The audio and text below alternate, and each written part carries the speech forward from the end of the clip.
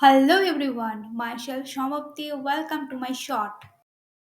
আজকে আমরা vitamin D এর সম্পর্কে জানব।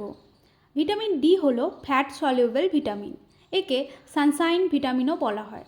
সূর্যালোকের উপস্থিতিতে এটি আমাদের ত্বকে তৈরি হয়। এটি মানবদেহে একমাত্র ভিটামিন যা শরীর নিজে তৈরি করতে পারে। সূর্যের অতিবেগুনি রশ্মি ইউভিবি ত্বকে পড়লে ত্বকের কোষে থাকা স্টেরল নামক উপাদান ভিটামিন ডি বা ক্যালসিফেরলে রূপান্তরিত হয়। ভিটামিন ডি এর কাজ কী? ভিটামিন ডি হাড় ও দাঁত মজবুত রাখার জন্য অপরিহার্য। এটি শরীরে ক্যালসিয়াম এবং ফসফরাস শোষণ করতে সাহায্য করে।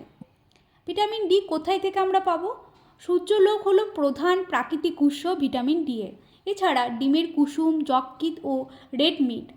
একজন প্রাপ্তবয়স্ক মানুষের প্রতিদিন মাত্র 5 to 10 মাইক্রোগ্রাম ভিটামিন ডি এর প্রয়োজন হয়। ভিটামিন ডি এর অভাবে কী কী রোগ হতে পারে?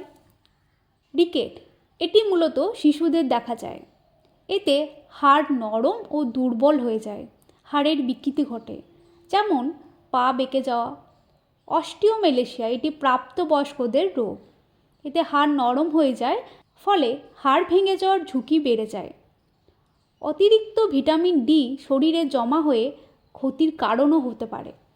হাইপার ক্যালসিমিয়া, অতিরিক্ত ক্যালসিয়াম শোষণের ফলে হাড় ঘন হলেও তা কাচের মতো ভঙ্গুর হয়ে যেতে পারে।